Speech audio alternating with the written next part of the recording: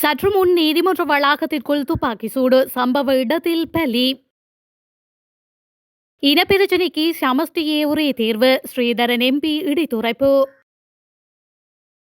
அரசாங்கத்திற்கு தேவையான வகையில் அரசியல் செய்ய முடியாது நாமல் எச்சரிக்கை. வடக்கில் அதிகரிக்கும் வெப்பம் விடுக்கப்பட்ட கடும் எச்சரிக்கை. கடவுச்சீட்டு எடுக்க காத்திருப்போருக்கு வெளியான மகிழ்ச்சி தகவல். அவசரமாக தேர்தல் ஆணைக்குழுவிற்கு பறக்கும் அனுரு தரப்பு. தென்னிலங்கையில் பதற்றம் துப்பாக்கி சூட்டில் தந்தையும் மகளும் பலி. வடக்கு கிழக்கு இன முரண்பாட்டுக்கு சமஷ்டி சிறந்த தேர்வு என்றும் தற்போதைய அரசுக்கு சிறந்த ஒரு வாய்ப்பு கிடைத்துள்ளது.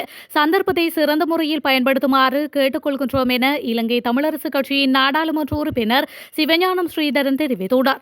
நாடாளுமன்றத்தில் நேற்று நடைபெற்ற 2025 ஆண்டுக்கான வரவு செலவு திட்டத்தின் முதல் நாள் விவாதத்தில் உரையாற்றுகையிலேயே அவர் மேற்கண்டவாறு கூறியுள்ளார். மேலும் உரையாற்றுகையில் வரவு செலவு திட்டத்தில் இந்த ஆண்டுக்கான அரசு செலவினம் 4218.2 பில்லியன் ரூபாய் என்று ஜனாதிபதியினால் செலவு விவரங்கள் சமர்ப்பிக்கப்பட்டுள்ளன. ஆனால் வரவுக்கான வழி என்ன என்பது தொடர்பில் தெளிவாக கூறப்படவில்லை. 100% செலவில் 69% நடைமுறை செலவுகளுக்காக ஒதுக்கப்பட்டுள்ளன. 31% மட்டுமே முதலீடுகளாக உள்ளன. நாட்டின் பொருளாதாரம் மூலதன செலவுகள் ஊடாகவே கட்டியெழுப்பப்பட வேண்டும். நாட்டின் மிக நெருக்கடியான நேரத்தில் பொறுப்பேற்றுள்ள அரசு இது தொடர்பிலும் கவனம் செலுத்த வேண்டும் என்று அவர் மேலும் தெரிவித்துள்ளார். புதுக்கடை நீதிமன்ற வளாகத்திற்குள் சற்று நேரத்திற்கு முன்பு துப்பாக்கி சூடு சம்பவம் ஒன்று பதிவாகியுள்ளது. சம்பவத்தின் போது சுட்டுக் கொல்லப்பட்ட பிரபல போதைப்பொருள் கடத்தல்காரரும் ஒழுங்கமைக்கப்பட்ட குற்றவாளியுமான கனேமுள்ள சஞ்சீவ சம்பவ இடத்திலேயே உயிரிழந்ததாக போலீசார் உறுதிப்படுத்தியுள்ளனர். கனேமுள்ள சஞ்சீவ இன்று காலை பூசா சிறைச்சாலையிலிருந்து புதுக்கடை நீதிமன்றத்திற்கு வழக்கு ஒன்றிற்காக அழைத்து வரப்பட்ட சந்தர்ப்பத்திலேயே குறித்த துப்பாக்கி சூடு இடம்பெற்றுள்ளதாக தெரியவருகின்றது. மேலும் சட்டத்தரணி போல் வேடமணிந்த நபரே துப்பாக்கி சூடு நடத்தியுள்ளதாகவும் தெரியவந்துள்ளது. அனுர அரசாங்கத்திற்கு தேவையான வகையில் அரசியல் செய்ய முடியாது என ஸ்ரீலங்கா பொதுஜன முன்னணியின் நாடாளுமன்ற உறுப்பினர் நாமல் ராஜபக்ஷ தெரிவித்துள்ளார். தமது கட்சி மக்களுடன் மட்டுமே அரசியல் செய்வதாகவும் தற்பொழுது பெரும் எண்ணிக்கையிலான மக்கள் பொதுஜன முன்னணியுடன் இணைந்து கொண்டுள்ளதாகவும் அவர் குறிப்பிட்டுள்ளார். முன்னாள் ஜனாதிபதி கோட்டாபய ராஜபக்ஷவினால் நியமிக்கப்பட்ட நிதியமைச்சின் செயலாளரினால் தயாரிக்கப்பட்ட வரவு செலவு திட்டத்தை ஜனாதிபதி அனுரகுமார திசாநாயக்க சமர்ப்பித்துள்ளதாக சுட்டிக்காட்டியுள்ளார். முன்னாள் ஜனாதிபதி ரணில் விக்ரமசிங்கவின் கொள்கை உள்ளடங்கிய வரவு செலவு திட்டத்தை அவரை விடவும் சிறந்த முறையில் இந்த அரசாங்கம் சமர்ப்பித்துள்ளது என நாமல் ராஜபக்ஷ குறிப்பிட்டுள்ளார். வடக்கு வடமத்திய வடமேல் மேல் தென்மாகாணங்களிலும் மொனராகலை மற்றும் ரத்னபுரி மாவட்டங்களில் வெப்பநிலை அதிகமாக இருக்கலாம் என வளிமண்டலவியல் திணைக்களம் எச்சரிக்கை விடுத்துள்ளது. குறித்த விடயத்தை வளிமண்டலவியல் திணைக்களம் இன்று வெளியிட்டுள்ள அறிக்கையில் குறிப்பிட்டுள்ளது. அதன்படி மேற்கூறிய பகுதிகளில் வெப்பம் மனித உடலால் உணரப்படும் எச்சரிக்கை நிலை வரை அதிகரிக்கும் என எதிர்பார்க்கப்படுவதாகவும் குறிப்பிடப்பட்டுள்ளது. அதன்படி மேற்படி பகுதிகளில் உள்ள மக்கள் போதுமான அளவு தண்ணீர் குடிக்கவும் முடிந்தவரை நிழலான பகுதிகளில் ஓய்வெடுக்கவும் அறிவுறுத்தப்பட்டுள்ளனர். குடிவரவு மற்றும் குடியகழ்வு திணைக்களத்தின் செயற்பாடுகள் இன்று முதல் 24 மணி நேரமும் இடம்பெறும் என அறிவிக்கப்பட்டுள்ளது.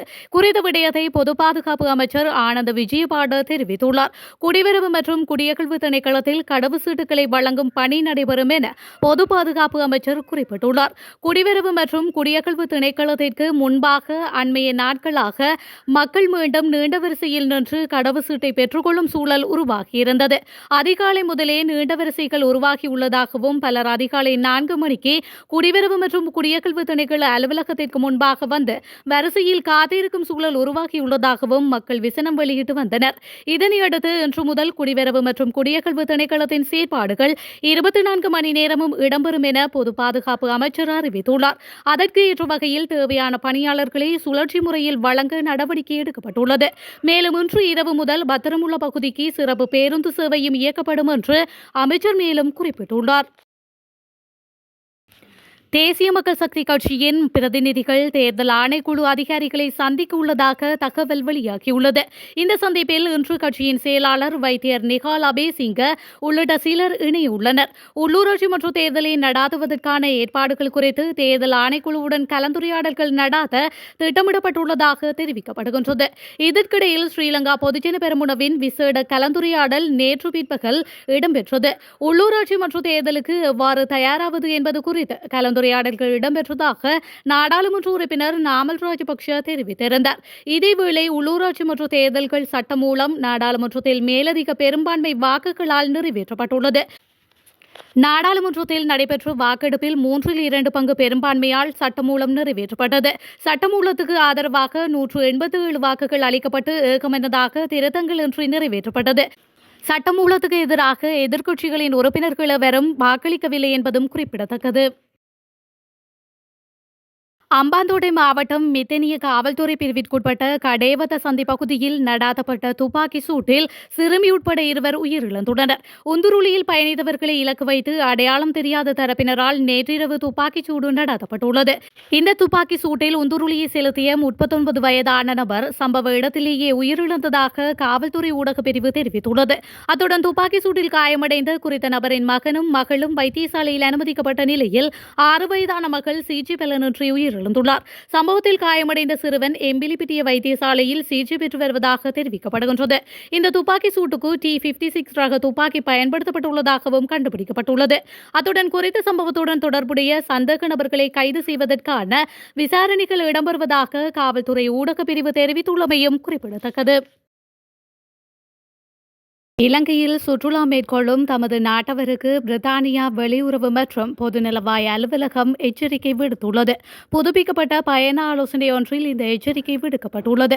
விருந்தகங்கள், உணவகங்கள் மற்றும் இரவு விடுதிகள், கடற்கரைகள், சுற்றுலா தலங்கள், வழிபாட்டு தலங்கள் மற்றும் பொதுக்கூட்டங்கள், முக்கிய நிகழ்வுகள், மத நிகழ்வுகள் உட்பட வெளிநாட்டவர்கள் மற்றும் சுற்றுலா பயணிகளை பார்வையிடும் இடங்கள் தாக்குதலுக்கு உள்ளாகலாம் என்று அந்த எச்சரிக்கையில் கூறப்பட்டுள்ளது. எனவே பிரித்தானிய குடிமக்கள் நெரிசலான பொது இடங்களை தவிர்க்கவும், தங்கள் சுற்றுப்புறங்களை பற்றி எப்போதும் விழிப்புடன் இருக்கவும், உள்ளூர் ஊடக அறிக்கைகளை புதுப்பித்த நிலையில் தெரிந்து கொள்ளவும், உள்ளூர் அதிகாரிகளின் ஆலோசனையை பின்பற்றவும் வலியுறுத்தப்பட்டுள்ளனர். இஸ்ரேல் மற்றும் ஆக்கிரமிக்கப்பட்ட பாலஸ்தீன பிரதேசங்களில் ஏற்படும் மோதல்கள் உலகம் முழுவதும் பதற்றங்களை அதிகரித்துள்ளன.